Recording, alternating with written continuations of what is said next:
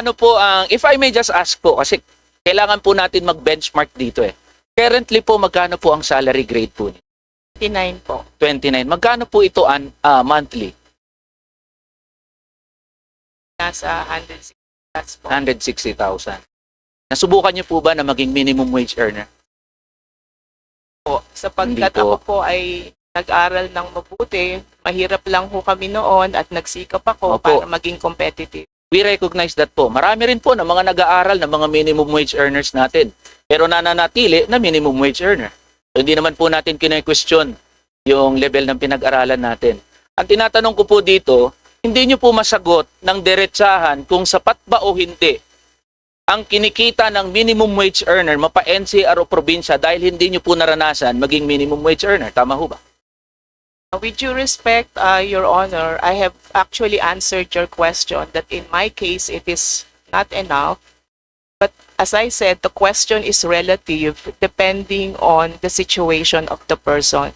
But for me to say that is not sufficient officially is not for me to say because I have already stated the official statistics provided by our Philippine Statistics Authority. Maraming salamat po. Now, we can directly now proceed after the presentation of our good secretary. And based on the list, of course, the prioritization of the minority, I'd like to recognize Rep. Elijah San Fernando. Thank you, Mr. Chair. Magandang umaga po sa Dole family. Kay Secretary Laguesma and Secretary Kiko. Magandang umaga po. Ako po, ang representasyong ito ay gusto ring dagdagan ng budget ng Dole. Pero tulungan niyo po kami na tulungan kayo. At bahagi po ng pagtutulungan natin ay ang pagtatanong ng mga bagay na dapat natin itanong. So, una po, tama po ba, Mr. Secretary, na ang pangunahing mandato ng DOLE ay proteksyonan ng karapatan ng mga manggagawa at siguraduhin na compliant sa mga labor standards ang iba't ibang mga establishmento? Mr. Chairperson, yes po, bahagi po yun na anong tatlong mandato ng Department of Labor and Employment na akin pong ipinakita kanina. Okay po. Salamat po. Salamat po, Mr. Secretary. At tama po ba na para matiyak natin ang compliance at napoproteksyonan ang karapatan ng mga manggagawa, marapat lamang na magkaroon tayo ng mga labor inspection. Tama po ba? Tama po, meron po kaming inspectorate, meron din po kaming labor inspection program, at bahagi po ng ginagawa ng ating mga labor inspectors ay bumisita, may kinalaman po sa mga kumpanya, augnay po ng pagtalima doon po sa mga labor standards, hindi lamang po yung may kinalaman sa tamang pasweldo, tamang benepisyo, mahalaga po lalo na yung may kinalaman sa occupational and health and safety standards po. Salamat po, Mr. Secretary. Pwede niyo po bang ibahagi sa committee ito kung ilan po ang mga registered business establishments at pwede po ba na isa-isahin natin to according to enterprise size at percent share ng mga ng employment according dito sa mga enterprise size na ito? Mr. Chairperson, I will call a friend para po dun sa detalye. Wala po akong hawak na detalye. Yusek? O si Director Patrick. Alvin, Director Alvin Curada. Pwede po bang kilalanin ang atin pong Director ng Bureau of Working Conditions, Attorney Alvin Curada? Okay, Director Alvin, may proceed.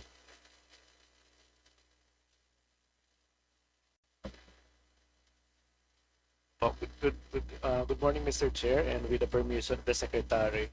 Our data po galing sa Philippine Statistics Authority. Ito po ay 2023 list of establishment. Ayon po sa data, meron pong around 1.127 million micro-establishments, 109,912 small establishments, 4,763 medium enterprises, and around 4,640 po na large establishments. So including BARM, at the national level, meron po tayong around 1,246,373 total number of establishments in the country. Yung percent share po ng mga manggagawa sa mga enterprise nito? Yes, Mr. Chair. Yung pong micro-establishments natin, Ang number po ng establishments ay 1,127,058, employing around 3,219,402, or around 33.94% of the total employment ng mga enterprises po na ito. Sa small establishments naman po, they employed around 2,490,210, or around 26.26%. Yung medium enterprises po natin employed around 641,854, or around 6.77%. And yung large enterprises po natin employed around 3,132,499, or around 33.03% of the total employed person of these enterprises. Salamat po, Mr. Chair. Ngayon po, pag pinagsama natin si small, medium, large enterprises, tama po ba na ito ang nagko-comprise ng pinakamalaking bilang ng mga manggagawa? Yung pong small, medium, and large, Mr. Chair, comprises 2/3 of the total employed persons. 1/3 po ang micro, which is around 33.94%, Mr. Chair. Salamat po. Mahalaga po yung datos na yan. Kasi di na po natin pag-uusapan si micro. Kasi protektado naman na po yan ng ilang mga batas. Pupuntan na po tayo doon sa small, medium, large enterprises. Ngayon meron na po tayong datos patungkol sa bilang ng mga business establishments. Maaari po ba kaming bigyang linaw ng DOLE kung ilan naman po ang mga labor inspectors sa buong bansa? Mr. Chair, with the permission again of the Secretary, we have around 710 labor inspectors and around 500 po na assistant labor inspectors. So, ilan po ang business establishment to labor inspector ratio? We are computing yung ratio ng labor inspector, so that's around 1 million.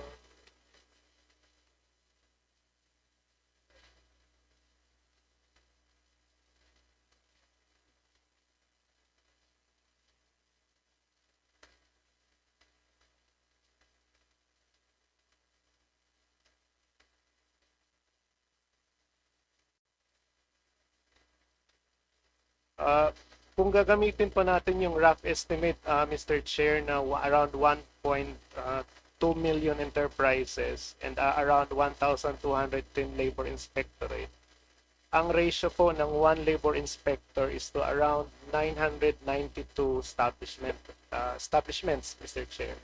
Sa workers po, covered workers. Yung workers pa po. Divide ko lang. So, labor inspector to workers ratio po.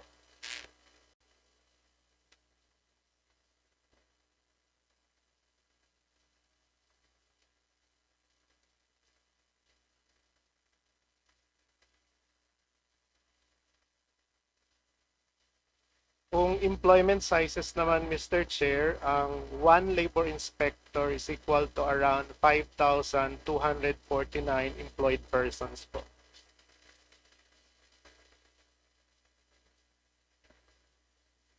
Pakiulit po, ilan po ang labor inspector? Ilan po ang labor inspector natin total? Ang total po ay 1,210, and if we consider po the values that I mentioned earlier, the ratio po is one labor inspector for every 5,249 employed persons as mentioned po kanina. So kapag pinagsama-sama po yun doon sa small, medium and large enterprises, yun po ang lumalabas na ratio. Tama po ba? That is correct, Mr. Chair. So masasabi po ng kagawaran na pasok tayo doon sa ILO Convention number 81. We ratified po yung ILO Convention last year, Mr. Chair, and in the course of ratification, we've done consultation processes. We've also conducted gap analysis, Mr. Chair, and in the course of the gap analysis and in the course of the consultation, we've identified gaps, but we've implemented reforms in 2022 and 2023 to be able, Mr. Chair, to address those gaps. And one of the intervention that we did and we are currently implementing is the Strategic Compliance Program that addresses yung resource constraints of the department by prioritizing inspection activities, compliance activities, among microenterprises, hazardous workplaces, and those employing vulnerable workers. What is the recommended number po of the ILO? Nung chinek po namin, Mr. Chair, wala tayong ILO recommended figure, pero naglabas ang ILO sa guidance document nila na para lang maging normative yung numbers. Sinasabi nila dapat one labor inspector for every 10,000 employed persons. Hindi po ba 1:20,000? Ang nakalagay po sa guidance documents, 1:10,000 employed persons, Mr. Okay Chair. So, na-establish po natin na pasok doon sa ILO Convention, binabanggit natin yung ratio. Ngayon po, gaano kadalas na mag-conduct ng inspection ang mga labor inspectors natin sa mga registered business establishments? Yung track po natin, Mr. Chair, base po dun sa ating strategic compliance program, we are inspecting po ngayon one inspection activity for the duration po for 2023 to 2028. At least mabisita po yung micro, small, medium, and large ng ating mga labor inspectors. But of course, hindi naman po pinoprohibit kung may mga reklamo po yung ating mga manggagawa, may mga concern yung ating other stakeholders. We also visit establishment, notwithstanding yung ating na dapat mabisita sila na at least once a year po, Mr. Chair. Thank you. Sa DOLE Budget Accountability Report noong 2024, meron kayong 183,000 na establishment na na-inspect, yielding a 95% compliance, at sa first half ng 2025, 135,000 at establishments with 91% compliance rate. Ngayon po, kapag ginawa natin, pag kinumpute po natin ito from January 2024 to June 2025, meron pong mahigit 21,000 business establishments na failed doon sa inspection. Ang tanong po ano ang nangyayari dito sa mga business establishment na hindi compliant doon sa pag-inspect ng ating mga labor inspectors? According po sa ating policy framework ng visitorial and enforcement power of the Secretary, yung pong ating Department Order 238, they undergo po yung mandatory conference. And then after ng mandatory conference, Mr. Chair, may mga opportunities pa rin na magbayad sila ng tamang pasahod, kung anong makakulangan nila sa manggagawa. But at the end of the day, Mr. Chair, after nung lapse ng period to comply, kung wala pa rin compliance, nag-i-issue po yung ating mga regional directors ng compliance orders, directing po yung mga enterprises natin na bayaran yung mga kakulangan nila, sahod man yan, 13-month pay, and other wage-related benefits. Ilan po sa mga establishment na ito ang formally na charge, subject to a legal proceedings? Ilan po ang napanagot, Mr. Chair?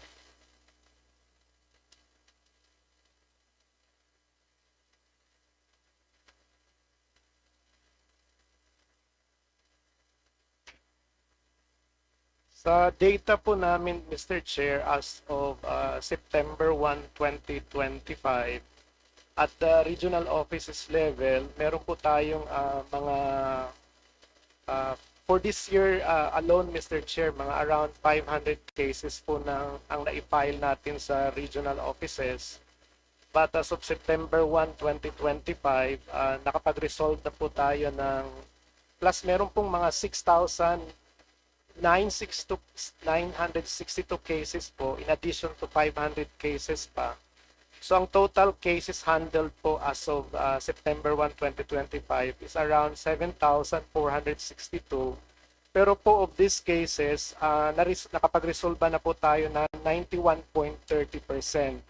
Ang resulta po ng resolution ng ating mga regional directors through issuance ng compliance order, nakatanggap po ang halos 42,462 na manggagawa ng around 234,168,975 pesos and 78 centavos. As a result po nitong effort natin to really ensure na yung mga karapatan ng manggagawa ay na-uphold po natin and na-respect. Pwede po bang makihingi ang kinatawang ito ng datos po ng binabanggit ng DOLE? We will, Naka-broken down po by industry, by region, and ano po yung mga violation? We can provide, Mr. Chair. Okay po. Alam niyo po, kaya ako po binabanggit ito, Mr. Chair, at sa ating mga kasama sa DOLE. Para po kasi ang ganda-ganda ng report nyo.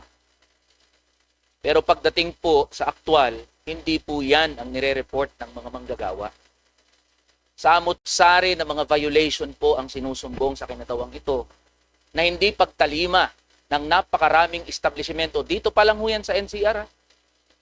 Halimbawa po niyan, naglabas ng wage order na itaas ang sahod ng mga manggagawa ng 50 pesos. Hanggang ngayon, maraming establishmento ang hindi nagpapatupad ng wage order na nilabas. At ito rin po ang nangyayari sa iba't ibang mga rehiyon. Kaya nais po naming makipagtulungan sa Department of Labor and Employment kasi itong mga basic na mga labor standards natin, bagamat nire-report po ng inyong ahensya na compliant, mataas ang compliance rates, ay libo-libo, daan-libo na mga manggagawa ang nagsusumbong na hindi nila natatanggap yung mga basic labor rights nila. So nais po namin makipagtulungan sa inyong ahensya. So that ends my first round po, Mr. Chair. I manifest second round of questioning po, Mr. Chair. Salamat po, Sir.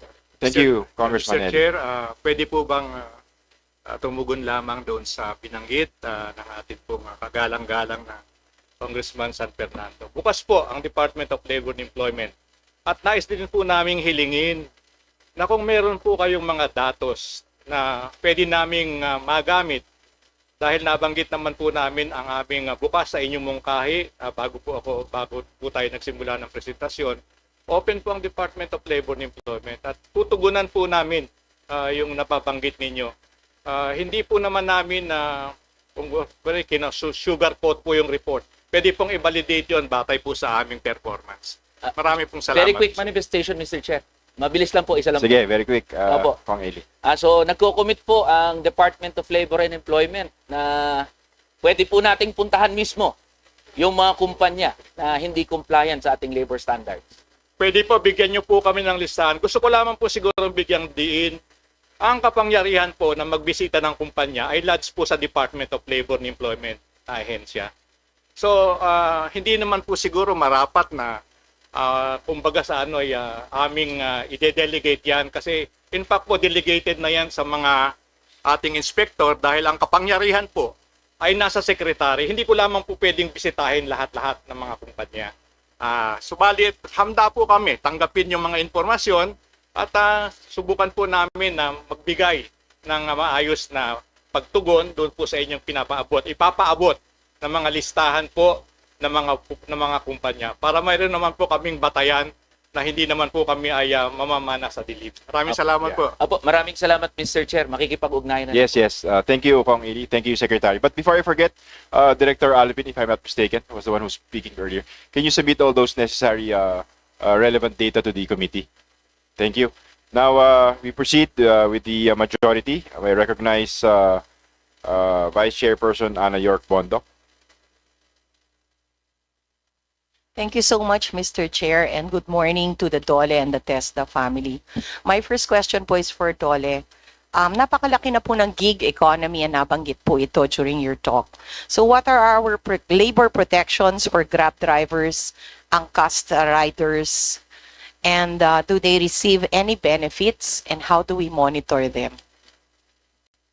Banggit ko po kanina na bahagi po yan ng hamon sa Department of Labor and Employment, yung pong emerging forms of employment. Wala pa pong formal na relationship doon po sa kanilang identified na pinaglilingkuran. Pero sa Department of Labor and Employment po, kami po ay tumitingin at bumabalangkas kung ano pong klase ng assistance. Kung meron pong mga reklamo, bagamat wala pong matatawag na formal relationship, bukas naman po yung aming tanggapan kagaya po ng regional offices, ang ating pong National Conciliation Mediation Board upang mamagitan. At kung sakasakali po na kailangan maghain ng kaso, natin din po ang mekanismo ng National Labor Relations Commission. Tumatanggap po ba sila ng SSS? Po kayo kagad masagot ng yes po dahil titignan po namin ang particular na sitwasyon. Ano po bang grupo yan? Titignan po namin kasi mayroon naman din pong mga responsable na mga kumpanya na in fact po mahigit ng isang taon ngayon, nagkaroon po kami, hindi ko na po babanggitin ang pangalan ng kumpanya, ng arrangement kung saan in-enroll po nila sa SSS yung kanilang mga workers na bahagi ng kanilang kumpanya. May kinalaman po dito sa platform economy, sa gig economy. So meron pong mga bukas doon sa ganong klaseng arrangement. Hindi yung pagbibigay po ng social protection sa pamamagitan ng social security system po. So, meron pong bukas at marami pong sarado. Sinabi niyo po, marami pong bukas na bigyan ng SSS. Hindi ko po Sinabi niyong meron at marami pong sarado, basically. hindi ko po sinabi yung maraming sarado. Ang sinabi ko po ay open po sila. So kami po ay makikipag-ugnayan doon sa mga mababanggit. Hindi ko po bibigyan ng judgment kagad na sarado sila dahil kailangan po magkaroon po kami ng talakayan, makita namin anong gabay ang kailangan nila para matulungan po ang mga manggagawa. This has been going on po for a long time na. So I think we should know which companies are giving and which are not. How about PhilHealth po, sir? Na kasi bahagi po yan ng mga basic na serbisyo social security, medical or health services. So amin po rin yung pinag-uukulan ng pansin. Ako po, I am worried about yung safety and protection net po ng ating workers because we have dived headfirst into this gig economy without protecting po our Filipino workers. Right now, we do not know if they are getting SSS, they are getting PhilHealth, some are open, some are not so open kung ayaw nyo po ng closed. But it's something that we should know about po and monitor closely. And siguro po, either legislation or regulation should be filed against these internet companies, most of which are based not in the Philippines and earning off the backs of Filipinos po. Yan po yung suggestion ng ating good congresswoman. Alamin po natin kasi marami na po sila. Most of them are not captured by our regulations. So, magtutulungan po tayo dito, sir. So, thank you so much. Maraming salamat po sa inyong mungkahi at amin pong wine-welcome ang inyong offer of assistance sa Department of Labor and Employment. Thank you po, Mr. Secretary, Mr. Chairman. I'd like to recognize Representative, again, Eli San Fernando. You're recognized, sir. Thank you po, Mr. Chair. Hanggang 2 round lang po ba? Magmamanifest pa po kasi ako eh. Para po masulit natin yung pag-uusap, nandito na rin po ang ating Dole family. Sige po, pag-usapan naman po natin ang sahod. Nakapartikular po to sa National Wages and Productivity Commission. NWPC, pwede po bang pakipaliwanag kung anong inyong mandato? Madam Chairperson, pahintulot po na sagutin ng ating Executive Director ng National Wages Productivity Commission yung pong katanungan ni Congressman San Fernando. Ma'am, Executive Director Maria Criselosi, you're recognized, ma'am. Good afternoon. So, good afternoon po, Your Honors. Ma'am, favor for us to be able to hear your beautiful explanation. Can you just put the mic closer to you, ma'am? Maraming salamat po. Salamat po at magandang hapon po to all our congressmen and with the permission of our secretary. I'd like to state that the National Wages and Productivity Commission has 2 mandates. The first is to set the minimum wage to protect the most vulnerable workers. And the second is to conduct an advocacy to tighten the link between wages and productivity by providing assistance on productivity improvement and gain sharing for micro, small, and medium enterprises. Thank you po. Salamat po, Mr. Chair. Para magampanan po yung mandatong binanggit nyo, kayo po ay nagre-request ng 357 million. Tama po ba? Tama po yun, Your Honor. Salamat po. Ngayon, batay po sa pag-aaral ng National Wages and Productivity Commission, yung mga wage rates po ba o mga sahod ng minimum wage earners ay sapat? Ibig sabihin po nito, sapat ito para mabuhay ka ng disente sa isang buong araw, sa isang buong buwan. Salamat po sa tanong. Yun pong question of being sapat or enough, our regional boards as an independent body analyze that in relation to the other criteria for setting the minimum wage. Because we have 10 criteria for setting Yes. the minimum wage, and some of the criterias are contradictory in nature. That is why they have to do a careful balancing act to identify the appropriateness of the minimum wage to be given to a particular region, recognizing the needs of our workers and their families without at the same time affecting, or kung meron mang effect, very little the capacity of employers to pay, and it would also respond to the country's economic development objectives. Pasimplihin po natin para mas madaling maintindihan ng mga minimum wage earners natin. Kasi nandito lang po sila sa paligid-ligid natin eh. Simple lang po tanong. Halimbawa po, ang minimum wage sa NCR ay 695. Will you say na sapat po ang 695 pesos?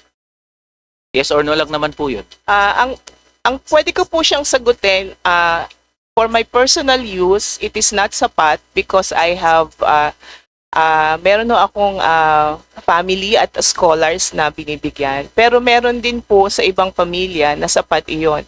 At yung sinasabi ko po kanina na ito ay nakabangga sa ibang criteria sa minimum wage determination, for example, ginagamit po namin as reference are the official statistics of our government, wherein one of the major criteria that we use is to identify the poverty threshold. And for example, in Metro Manila, the poverty threshold is at 517, which is actually Based on what year po yun? at 2023 Sige po. poverty threshold. Pupunta po tayo dyan mamaya. So, wala po tayo nakuha na sagot, no? Para sa inyo po, personally, hindi po sapat ang 695. Sige po. Para naman po halimbawa sa Calabarzon na kumikita ng 560 pesos, tingin niyo po sapat to?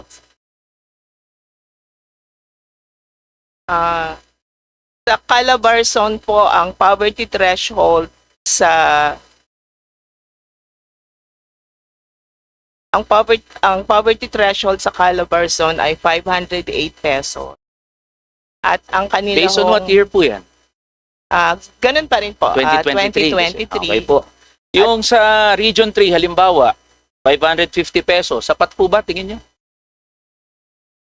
Sorry, saan po? Sa Region 3 po. Okay.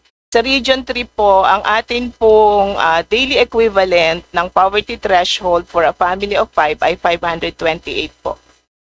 So ano po, tingin, sapat po ba o hindi? Sinasabi ko lang po yung poverty threshold. Apo. So ano po ang categorical na sagot niyo po? Ang sagot po dito, kung ito po yung itinakda ng Philippine Statistics Authority, ito po yung tinatawag nila na basic subsistence na kailangan po ng isang pamilya. So Region 5, 435 pesos, sapat po o hindi?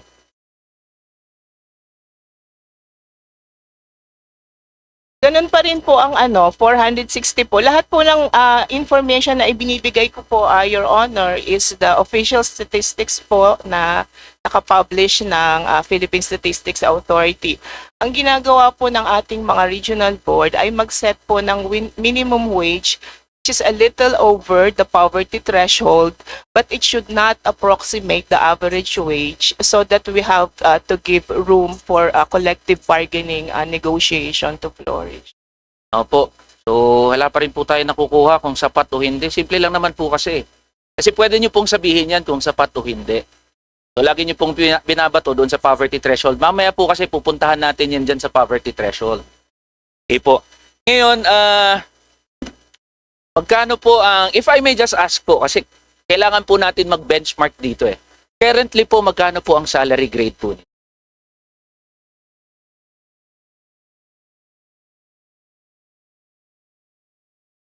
$29 po. 29. Magkano po ito monthly?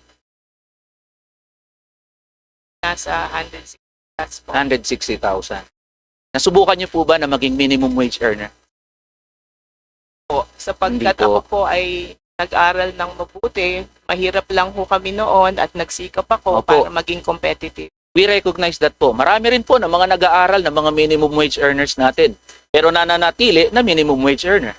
So, hindi naman po natin kine-question yung level ng pinag-aralan natin. Ang tinatanong ko po dito, hindi nyo po masagot ng diretsahan kung sapat ba o hindi ang kinikita ng minimum wage earner mapa NCR o probinsya dahil hindi nyo po naranasan maging minimum wage earner. Tama ho ba? With due respect, Your Honor, I have actually answered your question that in my case, it is not enough. But as I said, the question is relative depending on the situation of the person. But for me to say that is not sufficient officially is not for me to say because I have already stated the official statistics provided by our Philippine Statistics Authority. Maraming salamat po. Thank you po. Naintindihan po natin yung predicament ni Ma'am. Ngayon po, pwede niyo po ba kaming i-guide sa kung ano uli ang basis sa pagde-determine ng minimum wage? Sa atin pong pagde-determine ng minimum wage, tayo po ay guided, ang ating pong mga regional boards ay guided by 10 criteria for minimum wage determination, and we can actually group them into three. The first, as I mentioned a while back, is about the needs of workers and their families. The second is about the employer's capacity to pay. And the third is the requirements of economic development. Mag-agree po ba kayo na ang mga nakaraang wage orders na inilabas ay hindi tumutugon doon sa needs of Filipino workers and their families? Katulad po ng nabanggit ko sa inyo kanina, yung ating pong desisyon ng ating mga regional boards ay nakabatay po doon sa mga criteria na yon na nabanggit ko, at ito ay kanilang binabalanse ng mabuti upang kung ano man yung increase sa wage na ibibigay sa mga workers ay masisiguro natin na hindi makakaapekto sa economic development goals ng ating bayan, and at the same time maibibigay po ng ating mga mamumuhunan sapagkat ang demand for labor po is a derived demand. So kung wala pong trabaho, kahit gaano kataas yung iset natin na minimum wage, hindi rin po ito mabibigay kung wala hong mga kumpanya or mga maliliit na negosyo na mag-e-empleyo po sa kanila. Kaya masasabi natin na napaka-delicate ng role at napakahirap ng desisyon na ginagawa ng ating mga regional boards sapagkat number one, ito ay political, ang issue po ng sahod. But at the same time, they also recognize that even if the issue is political, they have to put science into it to make it an effective policy. Salamat po. May sagot po kasi doon. Actually, ang lagi pong desisyon ng mga RTWPB, so mga regional wage boards, nakapaling palagi sa interes ng mga malalaking negosyante. Kasi lagi pong binabanggit kapag magtataas ng sahod, kailangan nating mag-strike ng balance. Kailangan nating intindihin ang mga negosyante. Paano naman yung mga manggagawa? Hindi iniintindi. Kasi may datos na Throughout the years, GDP, real GDP has been increasing. Also with labor productivity. Ibig sabihin, ito yung aktual na nagagawa ng mga manggagawa ng mga serbisyo at produkto. In a study by UP Soler, since 2001 up until present, real labor productivity has been increasing along with real gross domestic product. Sabihin, maraming naiaambag ang mga manggagawa sa ekonomiya, marami rin ang kanilang nagagawa ng mga produkto at serbisyo. But if you're going to take a look at real wages since 2001, real wages have remained virtually the same or stagnant. So the question is, who benefits from the growth of our economy and the growth of our labor productivity? Padali po nating i-deduce doon, Mr. Chair. Ang nakikinabang po ay mga malalaking negosyante at hindi ang mga manggagawa. So whenever we demand for higher wages, that is what we are particularly taking a look at. Yung share, just share in the fruits of production na iniambag naman ng mga manggagawa. And we can always take a look at data. Year by year, the Forbes, tignan na lang natin yung mga pinakamalalaking negosyante, individual at mga pamilya. They are reporting billions of pesos every year in net profits. And yet, pag tinignan ang mga manggagawa, mga minimum wage earners, grabe naman ho, kadusta-dusta ang kalagayan, hindi tumataas ang sahod ng mga manggagawa. So would you care to comment with that? Kasi may sagot na ho eh. Ang mga regional wage boards kailanman ay hindi pumaling sa interes ng mga manggagawa at laging kinukonsidera ang interes ng mga malalaking negosyante. Kawawa naman ho ang mga manggagawa. So yun po ang pinupunto natin dito kasi you cannot say na balanse ho natin. Tatos na nga ho nagsasabi, tumataas ang economic productivity, tumataas ang labor productivity ng mga manggagawa, and yet the real wages of workers have remained virtually the same since 2001 up until the present. So what will the NWPC say about this? Sir Chairman, pwede po bang magbigay lang ng kasagutan dun sa mga tanong? Yes po. Una po yung tanong na sapat o hindi sapat. Gusto ko pong susugan yung sinabi ng Executive Director na ang sapat po o hindi sapat ay relative. Pero gusto ko pong balikan na ang sistema po ng pag-fix ng minimum wage ay nandun po sa mandato ng Regional Tripartite Wages and Productivity Boards. Pag sinabi po natin na tripartite, andun po na naka-embed na po, inputted na po yung mga pinatawan ng manggagawa. At sila po ang nagtatalakay. Ang ginagawa po siguro ang dapat gawin ay tignan po natin kung ano po ang mga dapat pang improvement dun sa mekanismo. Kaya naman, batid ko po na maraming nakahain o nakapending na proposal para baguhin ang sistema. Kagaya po ng lagi kong sinasabi, ang karapatan at kapangyarihan po na magpanukala at magpasa ng batas ay aming kinikilala at nirespeto sa bahagi po ng DOLE. Nasa inyo po ang kapangyarihan. Kami po ang aming tungkulin, pag nagkaroon na po ng panukalang batas na naging batas, implementor po kami. At gusto ko rin po idagdag, Mr. Chairperson at mga kasama po natin ng mga honorable members ng committee, na kami po ay laging handang magbigay ng aming input sa inyo pong mga talakayan. Sa katunayan, tayo po ay bahagi. Tayo po ay kasama doon sa pagdinig, Yes. doon po sa Senado. Yes. At akin naman din pong pinaabot doon na kami po ay hindi naman sumasagka o tumututol categorically. Dahil bahagi po ng trabaho namin, magbigay po ng inputs. Kung sa pananaw po ninyo ay hindi na angkop ito pong sistema na atin po namang nakikita.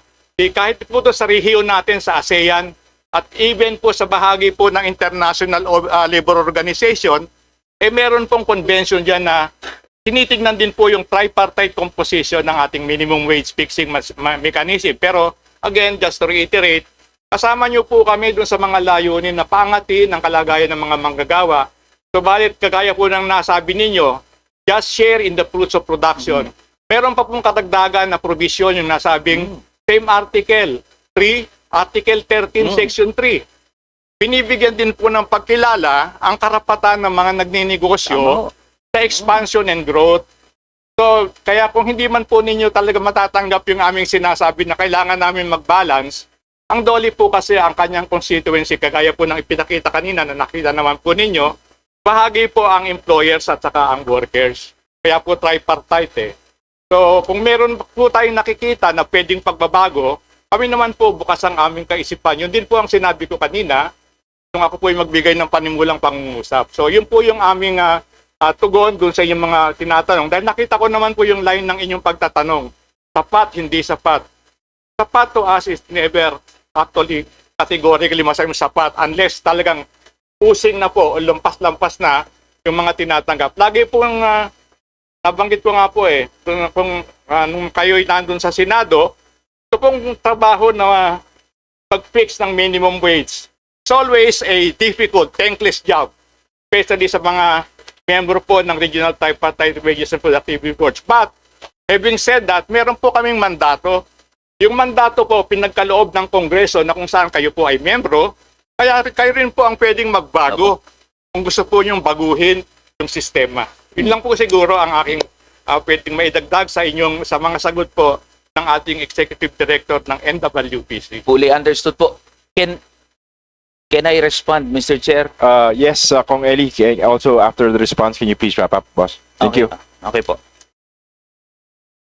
Naiintindihan ko po kaya nga po yung dyan sa regional wage boards at yung kasalukuyang mekanismo sa kung paano itinatakda ang pagpapasahod, wala po talagang lohika yan. Yung RA 6727, yung regionalization of wages. Kaya nga ho, kahapon, tama ho yun, nandun din ho kayo sa Senate Committee on Labor at nagpahayag din ho kayo ng inyong pagtingin doon sa pagkakaroon ng isang national minimum wage. Ang tindig po dyan ng mga manggagawa, dapat nang repasuhin yung batas na yan dahil mahigit 36 years, mag-aapat na dekada na mula nang naisabatas yung RA 6727. And the position of the workers, very clear. Kailangan ng repasuhin yan. Kaya po ginagawa ng Kongreso ang kanyang trabaho para repasuhin na yung RA 6727 na na-enact noong 1989. Ngayon po, in line with this, Mr. Chair, just a quick manifestation. Categorically po, kasi hindi nga po natin makita kung anong tindig ng DOLE. Sa pag-aalis ng provincial rate, at kayo naman din kanina sa ating palitan ng mga punto, nakikita natin merong kahinaan doon sa mga RTWPBs natin. Papabor ho ba kayo na alisin o baguhin yung wage fixing mechanism natin? Liwanag naman po ang tugon ko kanina at uulitin ko lang, kami po ay kumikilala at rumirespeto sa kapangyarihan po ng Kongreso, both houses. Siguro po dapat maunawaan din at with due respect po, kami po kasi ay uulitin ko lang, Department of Labor and Employment po kami. Hindi po namin siguro pwedeng dapat na categorically tatayuan ng isang usapin dahil yun po naman ipagpapakita ng bias o ng partiality. Gusto po naming kilalanin ang wisdom at better judgment po ng bumubuo ng ating Kongreso dahil nakikita po namin, kagaya kahapon, mag-iimbita kayo din ng mga resource person.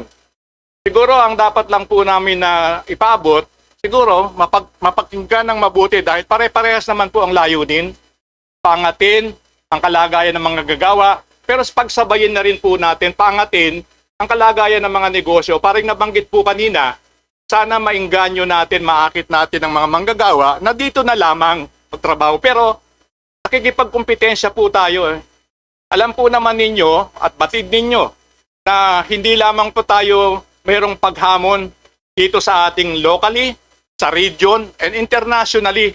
Lahat naman po yan mayroong epekto sa atin. So kinakailangan po ay tingnan natin mabuti, suriin natin ano ba ang hakbangin na pwedeng gawin. Pero magkasama po yung pagtingin sa pag-aangat ng kalagayan ng mga manggagawa at ng kanilang pamilya. Yun naman po ang bottom line din ng mga gawain, ng mga programa, ng mga pondong pinagkakaloob ng inyong ng Kongreso upang tutukan yung patuloy na paglago ng ekonomiya na dapat mag-redound po sa pakinabangan ng ating mga manggagawa. Mr. Chair, if I may respectfully move na meron pa po akong isang round ng question. So after na lang po ng aking kasama dito. As requested, forgive me sir, but as I've stated earlier, ang ating panuntunan ng ating leadership ngayon ay transparency. So I will allow for the third round si Congressman Eli San Fernando. At least yan naman po kasi yung kanyang party list. With our existing rules, the chair will allow that, but still dependent on the existing rules that 5 minutes na lang po tayo, boss. Kanina po, medyo lumagpas po tayo, but it's okay.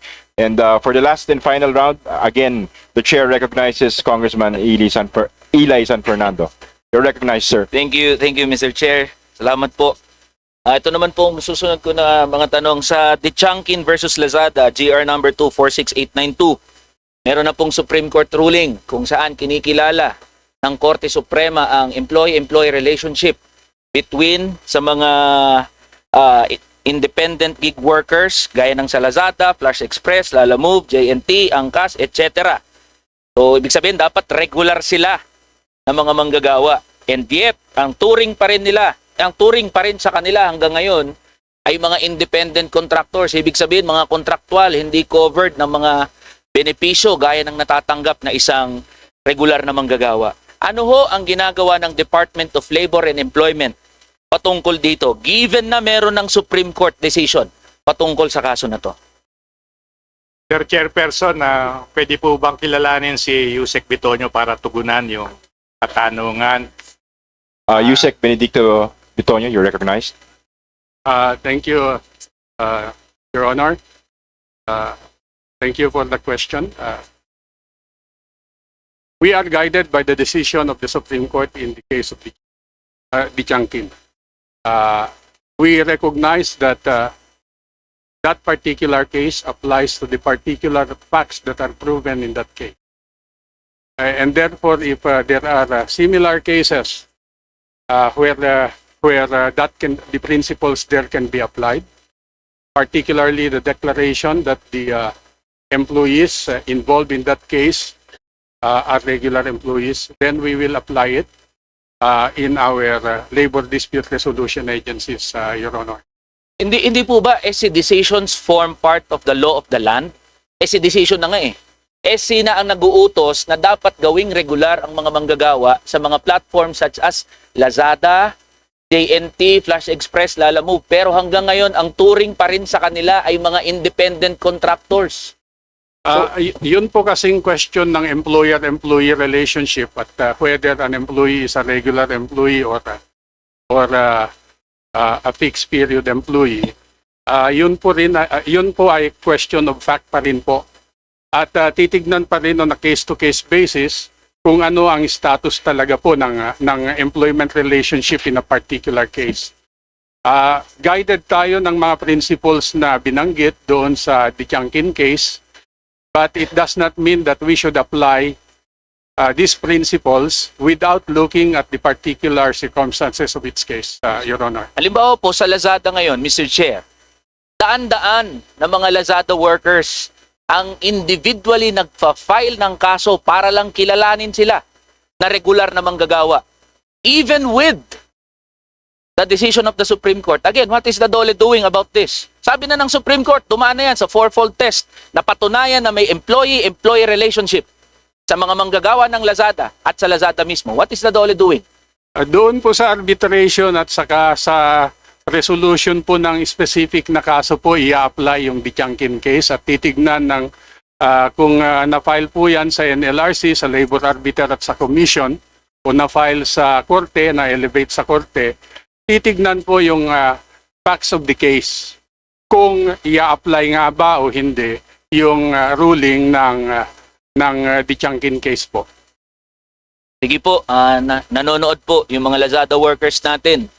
At wala po silang nakuha na sagot sa Department of Labor and Employment ni hindi man lang tinindigan ng DOLE ang karapatan ng mga manggagawang Lazada workers tungkol sa karapatan sa pagiging regular na manggagawa. Balik po tayo dun sa case na nabanggit ni... Your Honor, with due respect, we have stated that the DOLE is aware and respects the Supreme Court decision and it will apply it in accordance with the circumstances proven in its case, Your Honor. That's the position of the Department. Salamat po, Mr. Chair.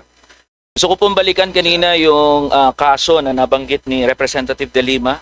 Patungkol po ito sa Labor Advisory number 10-2025 tungkol sa suspension ng request for SEBA. Gusto ko lang po tanungin, good Mr. Secretary ng DOLE, bakit niya sinuspende agad ang request for SEBA kahit na Court of Appeals pa lang ang nagdedesisyon? Your Honor, if I may, with the permission of the Secretary, naiiba po itong kaso na itong desisyon ng Court of Appeals. Ang kino-question po doon sa Court of Appeals ay kung tama ba yung na na-issuean ng direct certification as a sole and exclusive bargaining agent yung isang union. At kung tama yon, sinabi kasi ng ang antemano, ang Department of Labor and Employment nag-issue na po ng SEBA certification. Pero ang sabi ng Supreme Court, hindi tama na nag-issue kayo ng SEBA certificate ng Court of Appeals, hindi tama na nag-issue kayo ng SEBA certification. Ordinarily po ay yung kung walang restraining order ng korte sa mga desisyon ng DOLE agencies, ay itutuloy po namin yung desisyon na naging na dumaan po sa amin. In this case, in-honor yung inisyuan ng Department of Labor and Employment ng certification, yung union. Pero iba po ito. Kasi ang sinasabi ng Court of Appeals, hindi lang yung mali ang pag-issue nyo ng SEBA certification. Ang sinasabi niya, yung rule na in-apply nyo, authorizing SEBA certification, is ultra vires. Hindi dapat in-issue ng Department of Labor and Employment in the first place yung rule na yon. Kaya po nag-iingat lang kami, kasi yun po ang punto ng decision. Wala kayong kapangyarihan na mag-issue sa rule na ito, and therefore how could we apply it further, Your Honor? Pero nabanggit na po rin kanina yan, no? Ultra vires, sabi ng Court of Appeals. Pero still, that is not final. Supreme Court decision lang po may finality. Tama po ba to, Mr. Chair? So bakit po naglabas agad ng Labor Advisory patungkol sa SEBA? Kagaya po ng sinasabi namin, ay nag-iingat lang po kasi kinu-question na mismo ng korte ang aming authority na nag-issue ng SEBA. Okay po. Sige po, in the interest of time, alam ko po... Dagdagan ko lang po para naman po siguro, gusto ko rin pong sabihin na nais po naming iwasan yung mga patuloy na sigalot may kinalaman po dun sa proseso na diniklara na po na ultra vires. Kasi babalik na naman po tayo sa mga kwento, mga istorya ng ating pong Congressman Sendanya, mga istorya ng mga kahirapan, pagdadalamhati. Dahil pupunta na naman po, magtatagisan ang employer at saka yung binigyan ng certification in the light of meron pong deklarasyon, bagamat hindi yan Supreme Court po, yung pong deklarasyon, sinasabi niya, ultra vires yung ginagawang exercise ng DOLE. Kami naman po ay laging sumusunod doon po sa mga pinalalabas na kautusan, lalo na po nanggagaling sa ating mga korte. So, marahil po, dahil naming bigyan ng diin, ang aming pong layunin, mapanatili yung katahimikan dun sa mga ugnayan ng manggagawa at namumuhunan at hindi namin lagyan pa ng gatong kasi kami po ang tagapamamagitan dun sa mga problema at nais din po raming panatilihin ang pagtitiwala ng magkabilang panig dun po sa proseso.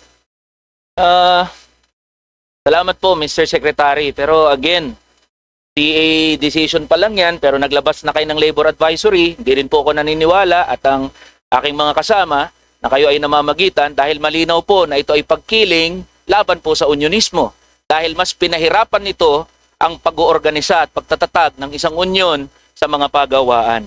And Mr. Chair, in the interest of time, at alam ko pong kanina pa naman po tayo dito, pwede ho ba na makakuha tayo ng commitment sa Department of Labor and Employment given na meron ng Supreme Court decision patungkol doon sa Lazada versus Dichangkin na maglabas ng Labor Advisory para mabigyan ng kalinawan yung sitwasyon ng mga manggagawa, ng gig workers natin in light of the Supreme Court decision, Mr. Chair? Mr. Chairman, if I may, ang Go ahead, mabibigay po ng commitment ng Department of Labor and Employment at lahat ng mga agencies niya involved in labor dispute resolution ay i-apply namin yung principles na nakapaloob doon sa desisyon in accordance with the facts proven in its case. Yun po ang aming commitment, Your Honor. Mr. Chair, para po dahil kanina pa po kayo sumasenya sa mga kasama natin, I will defer all my questions po sa appropriate committee, sa Committee on Labor and Employment. At doon ko po ipagpapatuloy ang mga linya ng katanungan para po sa interes ng ating mga manggagawa. At hinihingi ko po ang pag-intindi at pangunawa ng mga kaibigan, kapatid natin sa Department of Labor and Employment na ang kinatawang ito ay patuloy po na titindig at igigiit yung boses ng mga manggagawa na sa pagkatagal-tagal na panahon ay hindi po naririnig sa mga bulwagan ng kapangyarihan, gaya po ng dito sa House of Representatives at kung saan man. Kaya yun po, maraming salamat po Mr. Chair sa pagbibigay ng pagkakataon at oras. Maraming salamat din po sa Department of Labor and Employment. Maraming salamat, Congressman Eli San Fernando. Short interjection, Mr. Chair. Konti Go ahead, lang po. I'll give you, if I may po. It should be very, very short. Opo, Kong. very short po. I Go ahead, sympathize sir. with Kong Eli. Alam niyo po, talagang napakahirap maging isang leader manggagawa.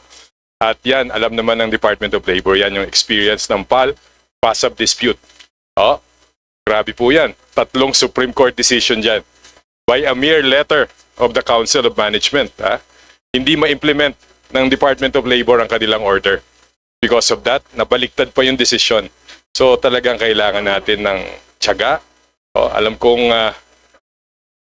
hindi ikaw. Tama. Hindi si Secben yung mga panahon na yon. Pero hindi ikaw. Tama. Si Secretary babae. Secretary Baldos during that time. Pero si Sec naman malaki na itulong dito sa Philippine Airlines din at sa mga union. Well, anyways, just say experience lang yung sinasabi ko po. Siguro mas maganda, wag tayong tumigil sa pakikibaka. Pero kailangan sundin natin ang batas. Thank you, Mr. Chair.